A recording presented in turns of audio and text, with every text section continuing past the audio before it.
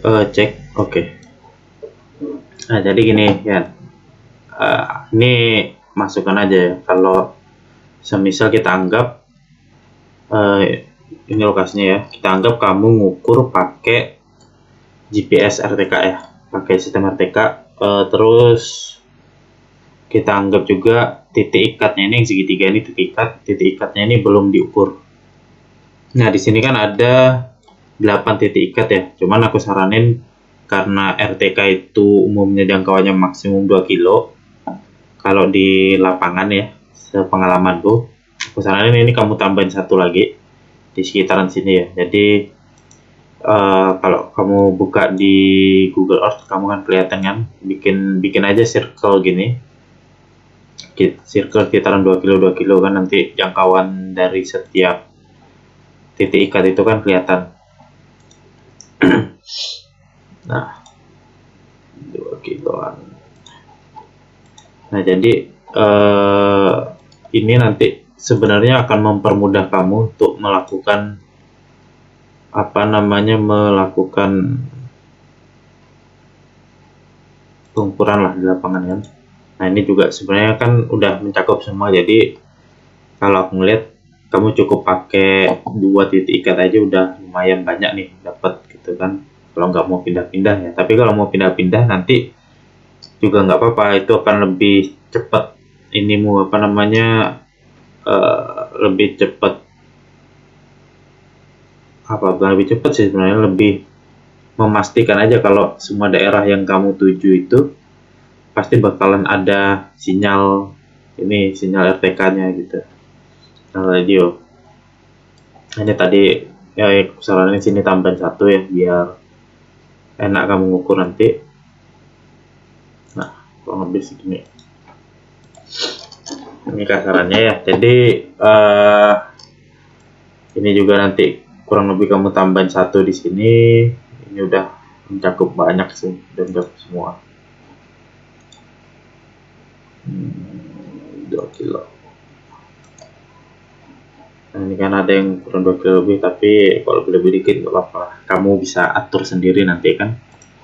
Ambil 2 kilo 2 kilo kisarannya di sebelah mana aja gitu. Jadi aku saranin yang pertama kamu bikin ini kan BM ya, BM, terus nanti yang nggak ada nggak ada BM-nya, kamu bikin titik bantu aja biar nggak repot untuk ininya ya, untuk nyari titik ikatnya lah gitu kurang lebih. Terus misalnya nih, ini areanya kan sebenarnya enak nih karena udah ada akses jalan semua ya. Jadi bisa, kalau aku ngeliat sih mungkin bisa pakai mobil ya, mungkin. Tapi kalau nggak bisa pakai mobil ya pakai motor juga nggak salah sih, daerah kayak gini kan. Nah, jadi pertama misalnya kamu bagi menjadi 2 tim nih, 2 tim, yang satu tim ngerjain di sini, satu tim ngerjain di sini. Sehari ekspektasimu semisalnya dapat 30 titik, 20 sampai 30 titik ya. Jadi biar gampangannya, kalau aku loh ya saranin kayak gini aja. Sehari misalnya kamu habisin yang ini, dari kamu bikin time schedule gitu. Misalnya sehari kamu ngukur di BM1, terus dari titik BJN 6 sampai misalnya sini, target hari 1 BJN 16 kamu catat aja hari 1 di Excel gitu ya. Bikin hari 1 ukur dari BM1 BJN 6 sampai BJN 16 gitu. Terus hari 2 ukur dari BM2 sampai ke BJN 38 gitu misalnya. Nah, misalnya nih. Jadi tadi ukur semua nih mungkin dapat 12 sampai 15 hari ya. Kita anggaplah 12 hari ukur semua ini, satu rute ini ya, satu jalur ini 12 hari, ditambah kamu ngukur titik ikat, ngukur BM, itu mungkin butuh waktu 2 hari dengan asumsi alat 3 alat ya. Jadi 2 rover 1 base, bisa diikat di JKHN, bisa diikat di course. Aku nggak tahu JKHN-nya di sini di mana, atau course-nya di sejauh apa dari sini gitu ya. Terus untuk pelaksanaan, jadi ya misal total butuh 15 hari untuk ukur JKHN, untuk ukur apa namanya BM, sama ngukur titik-titik ini pakai sistem TK gitu kan. 15 hari. Nah, dari situ kan time schedule udah kelihatan tuh 15 hari misalnya. Terus nanti kamu hitung lagi armada yang kamu butuhkan. Jadi misalnya di sini satu tim ini kamu butuh mobil satu untuk ngangkut barang sama ngangkut tim ya, ngangkut orang. Mobil satu bak terbuka misalnya, atau mungkin bisa cari mobil ini 4x4 double cabin misalnya, bagus lagi tuh. Tapi kayaknya pickup juga oke sih daerah sini gitu kan. Terus apalagi ya, jumlah patok satu rute ini ada berapa banyak patoknya.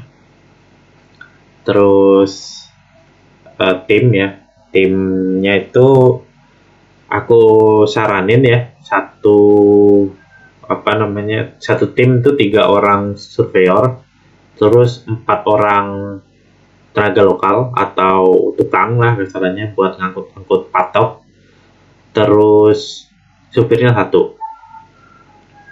Nah, ini apa ya, yang paling mantap lah ibaratnya gitu timnya.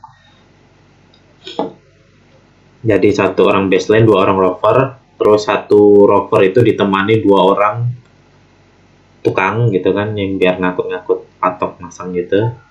Nah, aku nggak tahu ukuran patoknya seberapa besar. Kalau misalnya patoknya besar banget gitu ya, ukuran kalau aku dulu 1,5 meter, terus di 1,5 meter, terus apa namanya diameternya 3 in kalau tidak salah, paralon 3 in itu. Kalau aku beton dulu kan, paralon 3 in beton, terus digali 75 cm apa 1 meter gitu. Yang nongol itu cuma 50-an cm sampai 50 cm kalau ada yang nongolnya itu. Jadi itu kan lumayan berat tuh patoknya tuh, butuh 2 orang lah buat ngangkut. Nah, sistemnya biar cepat aku saranin sambil surveyor ngukur 2 orang kan. Nah, surveyor ngukur 2 orang, rovernya 2 orang gitu. 1 orang tukang itu ngangkut patok, 1 orang gali. Kalau misalnya besar ya, kalau kecil mah lebih enak lagi gitu kan. 1 orang gali, jadi target 20-30 patok satu hari itu bisa tercapai gitu kan. Terus apalagi ya, sama di sini juga gitu, dipisah jadi 2 tim aja. Kalau 4 tim bisa juga sih menurutku, 4 tim, cuman kamu akan costnya lebih besar nanti kalau pakai 4 tim. Walaupun harinya lebih cepat ya, mungkin bisa 2 kali lebih cepat, jadi misalnya 15 hari bisa seminggu selesai gitu. Cuman costnya akan jauh lebih besar dibandingkan dengan bawa 2 tim aja. Dan ada risiko-risiko lain yang harus ditanggung. Misal kalau nggak berjalan efektif atau sehari off aja, kamu bisa meledaknya lebih banyak lah gitu. Itu terus apa lagi ya? Nah, dari time schedule itu udah dapat, terus dari armada yang kamu butuhkan juga udah dapat, kamu bisa ngitung cost-nya. Jadi misalnya anggap 15 hari tadi sewa alat 3, terus jumlah patok sekian, jumlah tukang sekian, bisa kan dihitung dikalikan 15 hari, seharinya berapa cost-nya per orang. Nah, bisa keluar anggarannya tuh, transportnya sekian gitu. Jadi aku saranin dari sini nanti yang pertama tuh kamu lihat dari dari petanya dulu. Kamu lihat dari peta, nanti bisa kamu prediksi lah jumlah sehari itu targetmu dari patok nomor berapa sampai patok berapa. Itu sebenarnya lebih detail banget ya, lebih detail dan lebih bagus gitu kalau bikin perencanaan, karena nanti kamu akan melihat misalnya di daerah-daerah pegunungan kayak di sini misalnya, kamu akan lihat di sini ini kemungkinan besar kamu nggak akan dapat 30 patok misalnya, karena daerah pegunungan, daerah curam atau daerah yang berbahaya lah gitu, jadi butuh waktu ekstra untuk masang patok di daerah sini kan.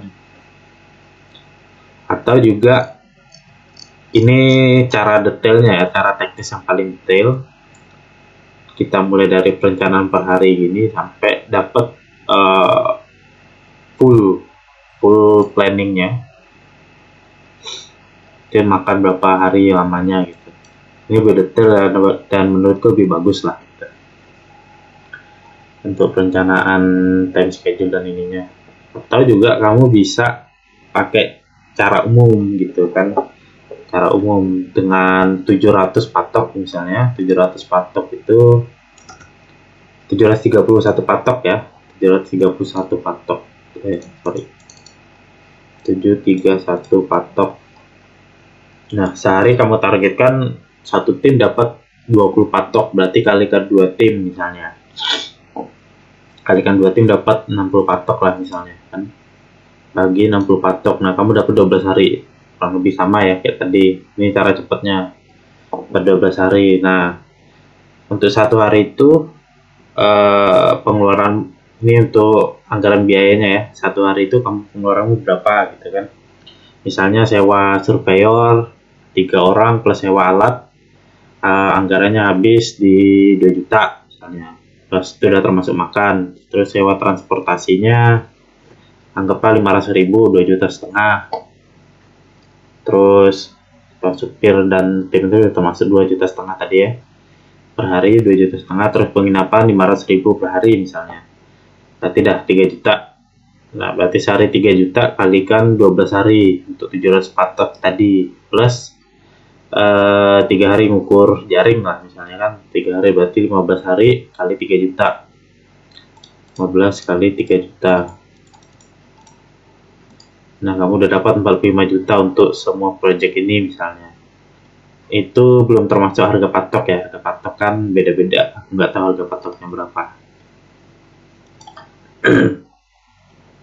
Nah, itu sih. Terus nanti jangan lupa kamu tambahin untuk berapa hari untuk buat laporan gitu kan. Tapi buat laporan kan nggak semua orang ngikut, cuman untuk memastikan data aja. Misalnya dari 15 hari pekerjaan selesai, kamu tambahin lagi 2 hari buat ngumpulin data, terus melakukan verifikasi data dengan teman-temanmu, dengan timmu gitu. Jadi dapatlah sekian hari gitu.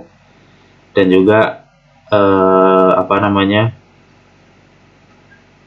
kalau ada kendala misalnya kayak kemarin ada masalah tanah itu, ketemu dengan tanah orang misalnya, itu aku saranin jangan surveyormu yang nyelesain, tapi tim leader yang nyelesain. Jadi surveyormu misalnya ada problem di sini, langsung skip aja, pindah ke titik lainnya gitu. Misalnya satu daerah sini ya, daerah perumahannya ada tanah orang, skip aja langsung di sini, gak usah diukur, langsung ngukur yang di sini aja gitu. Ukur di sini yang nggak ada tanah orangnya lah gitu. Lebih enak. Nanti permasalahan ini kamu paralelkan nyelesainnya. Jadi surveyor ngukur, tim leader turun nyelesain ini, gimana cara nyelesainnya. Nah, kalau udah selesai baru balik lagi ngukur gitu. Ini optimisnya sih sekitar 15 hari ya, tapi kan kita nggak tahu di lapangan, bisa lebih cepat, bisa lebih lama, tergantung cuaca juga gitu. Nah, gitu aja sih kalau menurutku.